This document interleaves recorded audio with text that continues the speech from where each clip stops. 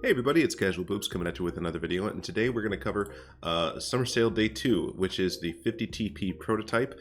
Do I think the tank is good? Yeah. Do I think that you should buy the tank?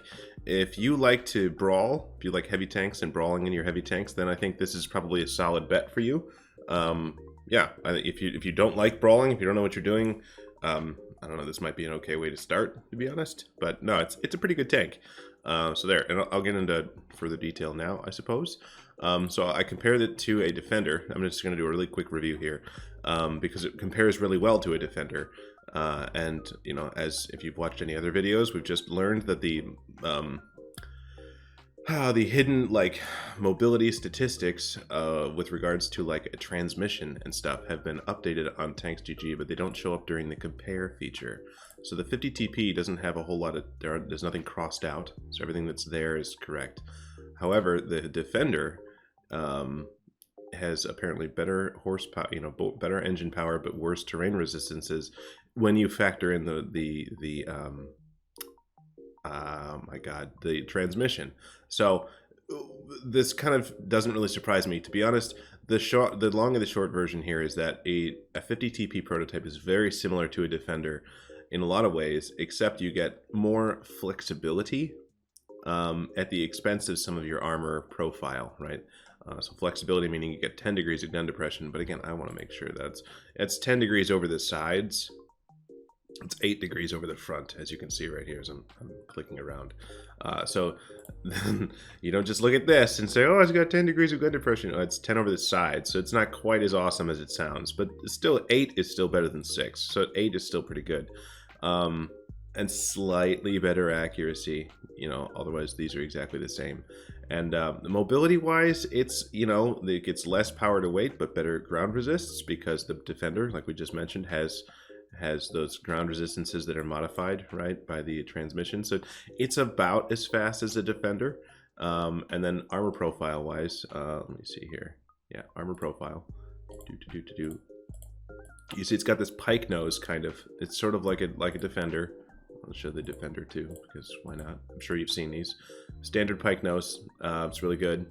It's got the cupolas, of course, and so on and so forth. Well, 50 TP prototype is very similar, except that obviously it's a little bit less less bouncy because it's trollish. Trollish is the answer. Not as solid, depending on what is shooting at you. Like I've played this thing and been hull down and gotten cheesed by T30s and stuff. So you have this driver's hatch that is weak, and then if you try to side scrape, it kind of flattens out. This is very similar to the other Polish heavy tanks. They have a very similar armor profile where they've got this the armor around the fighting compartment underneath the turret is kind of roundy, and so if you try to side scrape, it flattens out the roundy bits. You know, that's not really a new thing for this tank.